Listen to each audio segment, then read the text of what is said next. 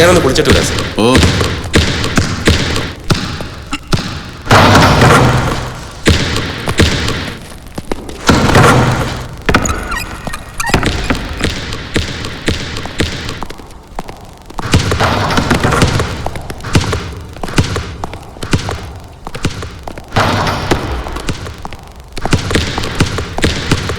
ഇന്നലത്തെ പെർഫോമൻസ് കലക്കി കേട്ടോ.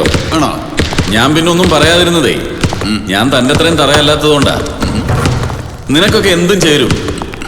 കണ്ട കള്ളുഷാപ്പിലും ചാരാ ഷാപ്പിലും ഒക്കെ യൂണിഫോമിൽ പോലും കയറി ഇറങ്ങി നിരങ്ങുന്ന നിനക്കൊക്കെ എവിടെ വേണമെങ്കിലും എന്ത് വേണമെങ്കിലും പറയാം. സെൽഫ് റെസ്പെക്ട് ഉള്ള ഒരു പോലീസ് ഓഫീസർ എന്ന നിലയ്ക്ക് എനിക്കതൊന്നും പറ്റില്ല. ഇവിടെ ഇപ്പൊ വേറെ ആരുമില്ല, നമ്മൾ രണ്ടുപേരും മാത്രമേ ഉള്ളൂ. എന്തെങ്കിലും പറയണമെന്ന് തോന്നുന്നുണ്ടോ? കണക്ക് തീർക്കാൻ വന്നാണ്.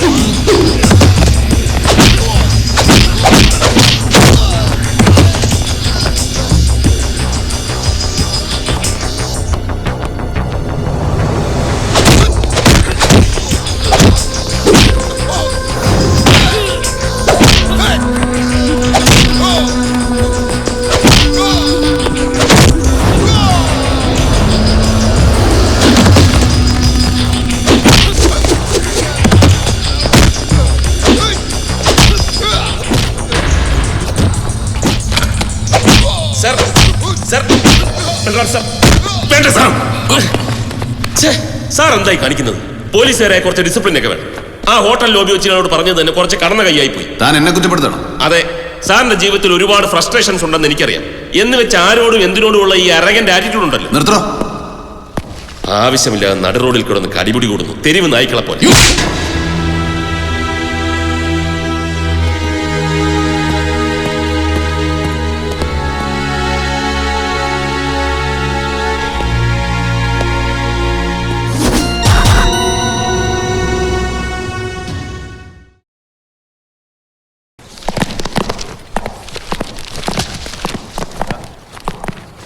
വർമ്മ എവിടെ? മൂപ്പര് കുറച്ച് ദിവസം ലീവ് എടുത്ത് വീട്ടിലേക്ക് പോയി. ഇന്ന് അയാളുടെ വീട്ടിൽ വല്ല വിശേഷമുണ്ടോ? അതല്ല സാറിന്നലെ സങ്കടത്തിലാ പോയത്. തനിക്ക് അയാളുടെ വീടറിയോ? കണ്ടുപിടിക്കാം സാർ.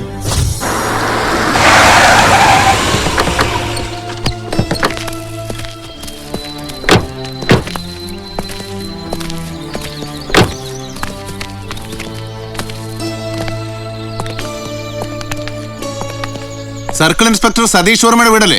അമ്മേ, ദേ ഉമ്മർത്താരോ വന്നിരിക്കണു. ആരാ? കയറി വരൂ.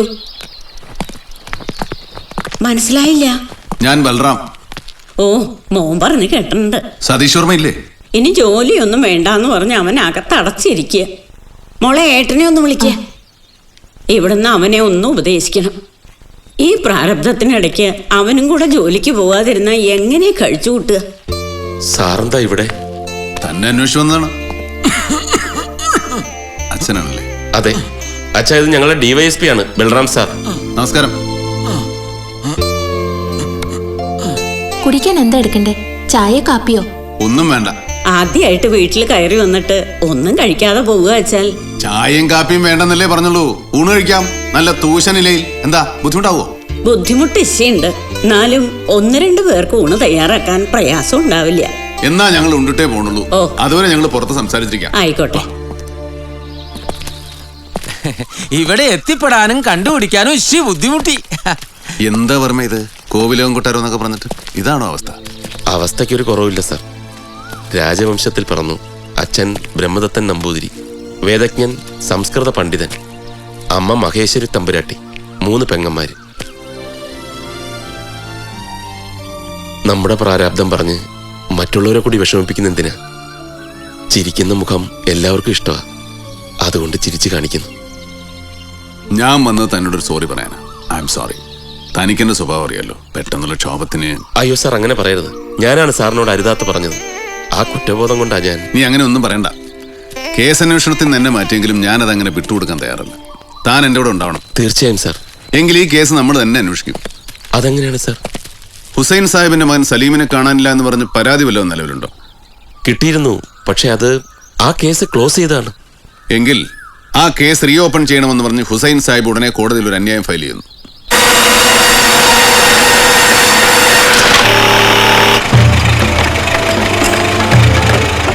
ഞാൻ എന്താ സാർ ചെയ്യേണ്ടത്? എന്റെ മകനെ കാണാതായിട്ട് മാസങ്ങളായി. പോലീസിൽ പരാതിപ്പെട്ടിട്ടും യാതൊരു ഫലവും ഉണ്ടായില്ല. അതുകൊണ്ട് ബഹുമാനപ്പെട്ട കോടതിക്ക് ദയവുണ്ടായി എന്റെ മകനെ അന്വേഷിച്ച് കണ്ടുപിടിച്ച് തരാൻ ജില്ലാ പോലീസിന് നിർദ്ദേശിച്ചുകൊണ്ടൊരു ഉത്തരവുണ്ടാവണമെന്ന് പറഞ്ഞ് ഒരു കേസ് കൊടുക്കണം. അല്ല, അതുകൊണ്ട് ഫലം ഉണ്ടാവും സാർ. നിങ്ങൾ കൊടുക്കണം, ബാക്കി കാര്യം ഞങ്ങൾ ഏറ്റു. ഇന്ന് തന്നെ വേണം. ഹുസൈൻ സാബ് ഹർജി കൊടുത്താലും കോടതി വിധി പെട്ടെന്നുണ്ടാവും. അതുവരെ നമ്മൾ ചുമ്മാ ഇരിക്കണ്ടേ സാർ? ആര് പറഞ്ഞു നമ്മൾ ചുമ്മാ ഇരിക്കുന്നു? നമ്മൾ അന്വേഷണം തുടങ്ങിക്കഴിഞ്ഞു. മരിച്ചുപോയ DYSP അലക്സ് പറഞ്ഞൊരു അസിസ്റ്റന്റ് കസ്റ്റംസ് കളക്ടർ രാധാകൃഷ്ണനില്ലേ, അയാൾ മരിച്ചില്ലേ? അയാളല്ലേ മരിച്ചിട്ടുള്ളൂ. അയാളുടെ ഭാര്യ, കസ്റ്റംസിലെ അയാളുടെ സുഹൃത്തുക്കൾ അവരൊക്കെ ജീവിച്ചിരിക്കുന്നില്ലേ? നമ്മൾ അവിടെ തുടങ്ങും.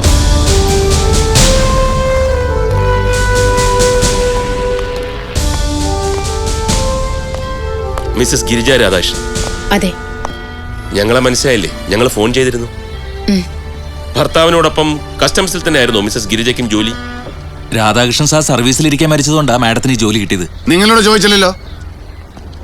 ഞങ്ങൾക്ക് ഇവരോട് മാത്രം ഇവിടെ സംസാരിക്കാനുണ്ട്. Please sir.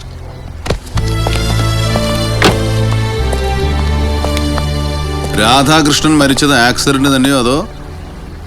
ഇല്ല, ആക്സിഡന്റ് ആണെന്ന് ഞാൻ വിശ്വസിക്കുന്നില്ല. പക്ഷേ കേസ് അന്വേഷിച്ച് ഇവിടുത്തെ പോലീസുകാർ പറയുന്നത് അത് ആക്സിഡന്റ് തന്നെയാണെന്നാ. അവരെന്തെങ്കിലും പറയട്ടെ. രാധാകൃഷ്ണൻ കൊല്ലപ്പെട്ടതാണെന്ന് തോന്നാൻ എന്താ കാരണം? അദ്ദേഹം മരിക്കുന്നതിന് 2-3 ദിവസം മുമ്പ് ഒരാള് വീട്ടിൽ വന്നിരുന്നു. അതാരാ? മിസ്റ്റർ തരദാസ്, നിങ്ങളൊരു ആയുധ കച്ചവടക്കാരനാണെന്ന് എനിക്കറിയാം. ആൻ ഇന്റർനാഷണൽ ആംസ് ഡീലർ അല്ലേ? ശരിയാണ്. ഒരു കണ്ടെയ്നർ നിറച്ചും ഹൗസ് ഹോൾഡ് ആർട്ടിക്കിൾസ് എന്ന നിലയിൽ നിങ്ങൾ അയച്ച സാധനങ്ങൾ മുഴുവൻ ആയുധങ്ങളായിരുന്നില്ലേ? അതെല്ലാം സമ്മതിച്ചല്ലോ. ഏത് സാഹചര്യത്തിലാണ് അതെല്ലാം ഇവിടെ എത്തിയതെന്നും പറഞ്ഞു കഴിഞ്ഞു. നിങ്ങൾ പറഞ്ഞ കഥയൊന്നും ഞാൻ വിശ്വസിക്കുന്നില്ല. ഇന്ത്യയിലെ തീവ്രവാദികൾക്ക് വേണ്ടി നിങ്ങൾ ആയുധങ്ങൾ അയച്ചു. പ്രശസ്തയായ ഒരു സിനിമാ നടിയുടെ പേരിലാവുമ്പോ പോർട്ടിലെ ഉദ്യോഗസ്ഥന്മാർക്ക് ഒരു സോഫ്റ്റ് കോർണർ കാണും. കാര്യമായ ചെക്കിംഗ് ഒന്നും ഉണ്ടാവില്ലെന്ന് കരുതി നിങ്ങൾ സുപ്രിയയുടെ പേരിൽ അയച്ചു. അതല്ലേ സത്യം? ഇതൊരു ചെറിയ കുറ്റമല്ല. ഇത്തരം കുറ്റവാളികളെ ജയിലിൽ അയക്കുകയല്ല, തൂക്കിക്കൊല്ലാണ് വേണ്ടത്. Mister Radhakrishnan, please understand me. I M desperate. ഞാൻ പറഞ്ഞത് മുഴുവൻ സത്യമാണ്. എനിക്കൊന്നും കേൾക്കണ്ട. അങ്ങനെ പറയരുത്. നിങ്ങൾ പറയുന്നത് എന്തിനും ഞാൻ തയ്യാറാണ്. എത്ര ലക്ഷങ്ങൾ വേണം? വേണ്ട, ഞാൻ പറയുന്നില്ല. നിങ്ങൾ പറയുന്ന അത്ര അൽക്കി. എനിക്ക് വേണ്ടിയല്ല സർ, എന്നെ ഒരുപാട് വിശ്വസിക്കുകയും സ്നേഹിക്കുകയും ചെയ്യുന്ന ഒരു പെൺകുട്ടിക്ക് വേണ്ടിയാണ്. അവൾ ഒരിക്കലും ശിക്ഷിക്കപ്പെടരുത്. Please please accept my prayer. Please. Impossible. നിങ്ങളെപ്പോലൊരു ക്രിമിനലിനെ സ്നേഹിച്ചതിന് അവളും ശിക്ഷ അനുഭവിക്കണം. ഒരു ദാക്ഷിണ്യവും പ്രതീക്ഷിക്കണ്ട. You may get out. Mister Radhakrishnan, അപ്പൊ നിങ്ങൾ തയ്യാറല്ല? I say just get out. Cool down, cool down.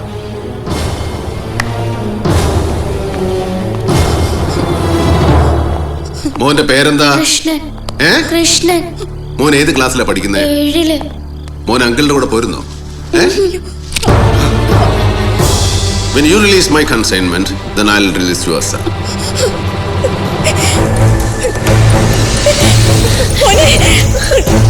Tharadas,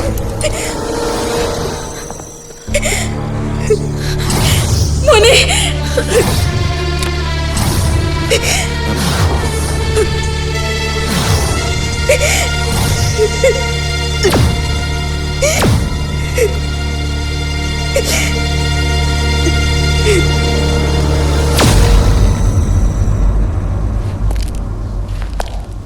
ആ ഭീഷണിയിൽ ആയുധങ്ങളൊക്കെ വിട്ടുകൊടുത്തു അല്ലേ?